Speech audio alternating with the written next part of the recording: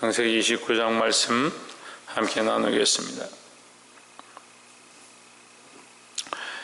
29장 말씀 가운데 이제 야곱이 라반의 집에 도착했습니다. 도착해서 우물들 곁에 섰는데 사람들이 가까이 오고 그가 라반을 아느냐 이런 얘기를 하니까 사람들이 우리가 라반을 안다. 그의 딸 라헬이 이제 온다. 그래서 그 양떼가 오는 걸 보고 야곱이 그럼 우물을 열어서 먹으라. 왜 안 먹냐 이렇게 하니까 양떼들이 다 모여야 우물을 뚜껑을 열고 물을 먹이는 것이 이게 쉬운 일이 아니고 또 그 일을 하기에 이제 힘이 드니까 이 여자들이 잘 못하는 거죠. 그래서 야곱이 힘을 써서 그 우물 뚜껑을 열고 물을 먹이는 그 장면 가운데 이제 라헬을 만나는 모습이 나옵니다. 라헬을 통해서 자기가 라반의 생지림을 얘기를 하고 라반의 집에 들어가게 됩니다. 라반의 집에 들어간 이 야곱이 라반의 집에 이제 한 달 동안 있게 되는데 15절에 라반이 야곱에게 이르되 내가 비록 나의 생질이나 어찌 공으로 내 일만 하겠느냐 무엇이 내 보수겠느냐 내게 고하라 했습니다. 야곱이 양치는 일을 잘하는 겁니다. 양치는 일을 잘하고 짐승질을 잘 돌보니까 라반이 보기에 도움이 되는 거죠. 우리 같으면 사람이 와서 한 달 동안 그냥 있으면 왜 우리 쌀만 축내냐 도움이 안 된다 이렇게 할 텐데 라반은 오히려 뭐라고 하냐면 네가 이렇게 봉사하니까 너의 보수를 우리가 뭘 주면 좋겠느냐 이렇게 묻는 거죠. 네가 참 봉사를 잘하고 도움이 된다. 너를 통해서 우리가 참 유익을 얻는다. 우리가 이것을 볼 때에 야곱이 가는 곳마다 하나님께서 축복하셨다 이걸 알 수 있습니다. 하나님께서 우리를 복을 주시는데 믿음의 백성들이 가는 곳마다 복을 받게 된다는 우리는 그런 긍지와 자긍심을 가져야 합니다. 결국 복은 우리를 통해서 나타나는데 특별히 복음으로 인해서 우리가 그리스도를 믿는 믿음으로 말미암아 우리를 통한 복음이 흘러가고 많은 사람들이 하나님 알게 되는 복을 받게 되고 그 하나님 알게 되는 복뿐만 아니라 여러 가지 기업에 대해서 하나님 복 주시는 것들을 우리가 볼 수 있습니다. 우리가 그런 선한 영향력들을 미칠 수 있는 자들이 되어야 하고 또 하나님께서 우리가 가는 곳마다 복의 복을 다하시는 줄 믿습니다. 이 라반의 집안에 그런 축복이 임했다. 야곱이 18절에 보면 야곱이 라헬을 연애함으로 대답하되 내가 외삼촌의 작은 딸 라헬을 위하여 외삼촌에게 7년을 봉사하리이다 했습니다. 문제는 뭐냐면 17절에 나와 있죠. 레아는 알력이 부족하고 라헬은 곱고 아리따우니 했습니다. 그 레아는 언니고 눈이 좋지 않았다. 잘 보지 못했다. 근데 라헬은 참 아리따고 고왔다. 근데 야곱은 누굴 선택하냐? 라헬을 선택하죠. 근데 이 모습은 결국은 뭘 보고 선택하느냐? 보이는 외모를 보고 선택하는 겁니다. 그러니까 인간의 모습이 연약해서 인간의 마음이 연약해서 자기에게 보기 좋은 것, 자기가 먹기 좋은 것, 자기가 아름답다고 생각하는 것 그것을 쫓아가는 게 인간의 습성이다라는 거죠. 근데 하나님은 뭘 보시느냐? 중심을 보는 겁니다. 그래 인간의 마음과 하나님의 마음이 다른 거죠. 그래 우리가 뭘 훈련하느냐? 날마다 엎드려서 기도하면서 뭘 훈련하느냐? 인간의 마음과 하나님의 마음이 부딪히는데 내 마음과 하나님의 마음이 다른데 우리가 하나님의 마음에 맞추는 훈련들을 해야 합니다. 연약한 인생들은 자꾸 자기가 보기 좋은 것, 자기가 생각하기 좋은 것, 자기가 옳다라고 생각하는 것, 자기 감정이 이끄는 것 그것을 좋다라고 생각하고 그것을 쫓아갑니다. 우리는 힘써서 무엇을 힘써야 하느냐? 하나님의 마음이 우리를 다스리고 하나님이 원하시는 것을 내가 선택할 수 있는 지혜를 달라고 그것을 훈련하고 힘써야 될 줄 믿습니다. 야곱이 라헬을 연애함으로 대답하여 내가 외삼촌에게 작은 딸을 라헬을 위하여 외삼촌에게 7년을 봉사하리이다 했는데 20절에 야곱이 라헬을 위하여 7년 동안 라반을 봉사하였으나 그를 연애하는 까닭에 7년을 수일같이 여겼더라 했습니다. 자기에게 좋은 것은 굉장히 수월하게 여기고 아무것도 아닌 것처럼 생각하는 게 이 인간의 모습들이라는 거죠. 근데 결국 우리가 하나님을 위해서 섬기고 하나님을 위해 살아가는 이 삶이 고단할 수밖에 없는 거죠. 그게 죄의 모양입니다. 인간이 하나님을 기쁘시게 하고 하나님을 영화롭게 하는 일이 고단하게 느껴지는 것, 왜 그러느냐? 우리가 죄의 껍질을 쓰고 있으니까 자꾸 주를 위해 살아가고 하나님의 영광을 위해 사는 것이 고단하게 느껴진다는 거예요.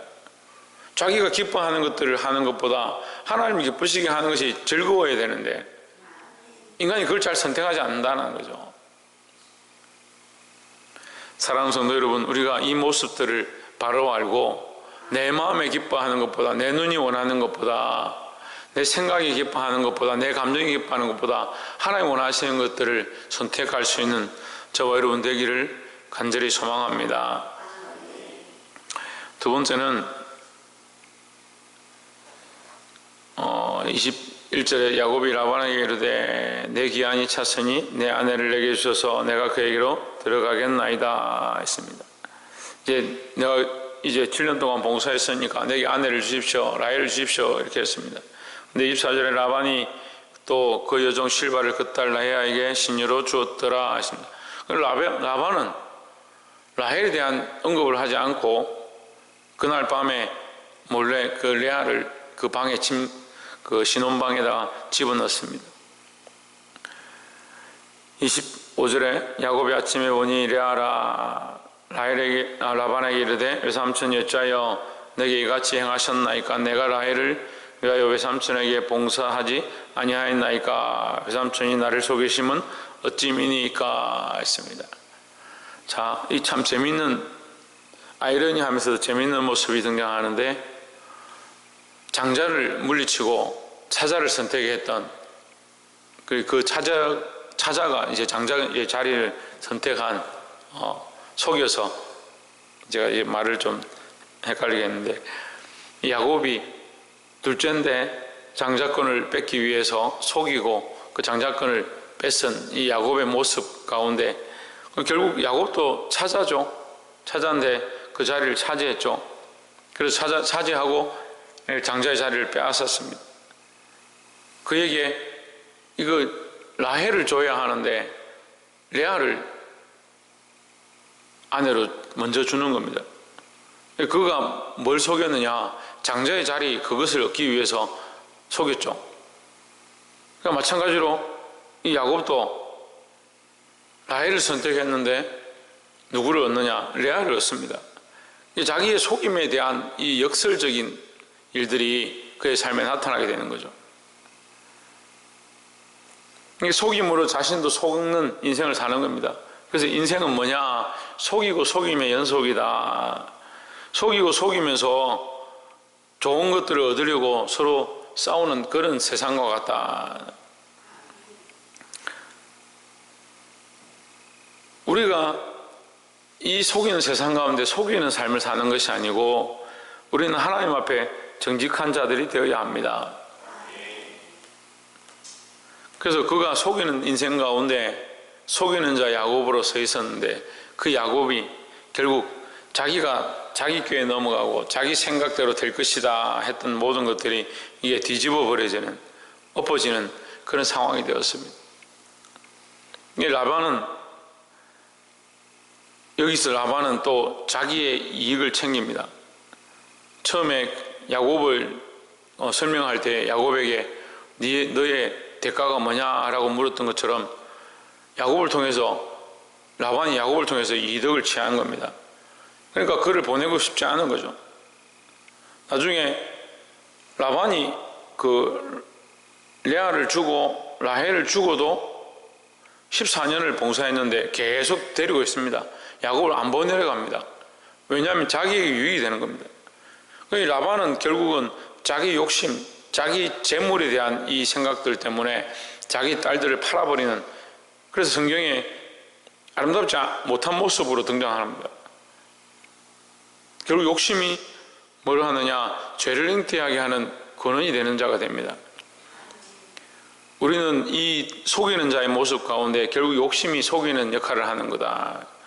그걸 알 수 있습니다. 욕심이 속이게 됩니다. 욕심이 다른 생각들을 하게 만듭니다. 26절에 라반이 이르되 형보다 아우를 먼저 주는 것은 우리 지방에서 하지 아니하는 바이라 했습니다. 그리고 맞죠. 형보다 아우를 먼저 주는 것이 어느 지방에서나 옳지 않은 게 맞죠. 예, 형을 먼저 주는 것이 다 일반적인 순리입니다. 어디를 가든지 첫째를 먼저 장가 보내거나 시집 보내는 것이 옳습니다.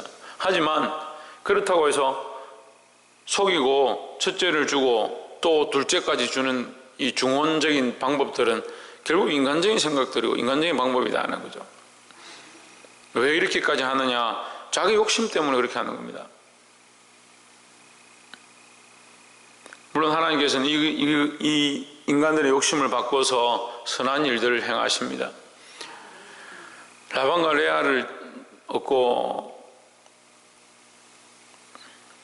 실바와 비라를 얻어서 결국 12자녀를 낳고 12족속을 이루게 되는 이 야곱을 통해서 창대케 하시는 것은 하나님 하시지만 인간들은 그 인간들의 욕심을 채우고 인간적인 방법들을 행한다. 그 인간들의 방법들은 결국 거룩하고 선하지 않습니다. 하나님께서 개입하셔서 이 일들을 선함으로 바꾸십니다. 31절에 여호와께서 레아에게 총이 없음을 보시고 그의 태를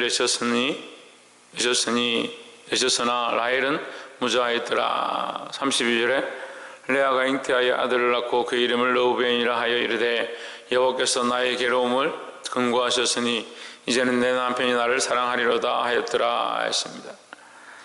자, 하나님께서 그 잉태하시는 축복을 줬다. 잉태하는 축복을 줬다. 그 태를 여시는 분이 누구냐? 하나님이시다. 특별히 생명에 대한 문제, 생명을 살리고 생명을 낳게 하는데 권세가 누구에게 있느냐? 하나님께 있다라는 겁니다. 그래서 우리가 육체적으로 자녀를 낳는 것도 하나님의 은혜 속에, 은총 속에 있는 것이고, 또한 우리가 영적으로 생명을 낳고 생명을 살리고 전도하는 것 또한 하나님의 권세에 있다라는 거죠. 우리가 이것을 잊어버리지 말고 하나님께서 우리에게 생명 주시는 것들을 허락하시기를 늘 기도하고, 그 생명들을 주실 때에 그 생명들을 바른 말씀으로 양육할 수 있는 저와 여러분 되기를 주 이름으로 축복합니다. 말씀을 맺겠습니다. 이 레아가 르우벤과 시몬과 레위와 유다를 낳습니다. 이 아들 넷을 낳는데 끝에 결국 35절에 보면 그가 또 잉태하여 아들을 낳고 이르되 내가 이제는 여호와를 찬송하리로다 하고 이로 인하여 그가 그 이름을 유다라 하였고 그의 생산이 멈추었더라 했습니다. 이 레아의 모습 가운데 원망함이 있는 겁니다. 인생을 원망하고 자기의 육체의 모양들을 원망하고 라헬보다 아름답지 않음과 그의 안질이 있음과 눈이 좋지 않음과 또 남편이 자기보다 동생을 더 사랑하는 이 여러 가지 모습들 가운데 원망하고 속상해하는 모습들이 있었습니다. 하지만 하나님께서 그에게 태를 여시고 자녀를 넷을 낳게 하셨을 때 그가 결국 하나님을 찬양하게 되는 그런 모습을 드러냅니다. 우리는 우리 인생 가운데 하나님을 찬양하는 것을 회복해야 합니다. 여러 가지 상황과 여건을 보고 원망하고 불평하지 말고 하나님께서 결국 인도하셨고 하나님께서 축복하셨다는 사실을 우리가 회복하고 그 마음을 회복하고 하나님을 찬양하는 것, 하나님을 높이는데 우리 인생을 써야 될 줄 믿습니다. 사랑하는 성도 여러분, 자기를 위해서 인생을 써버린 수많은 문제들로 인해서 인생의 여러 가지 고배를 마시고 죄의 길로 돌아가는 모습들을 우리가 발견하고 야곱처럼 라반처럼 속이는 인생이 아니라 하나님을 의지하고 하나님을 신뢰하고 하나님을 찬양하는데 우리 인생이 사용되어지기를, 우리 삶을 쓰시기를 주의 이름으로 축복합니다. 기도하겠습니다.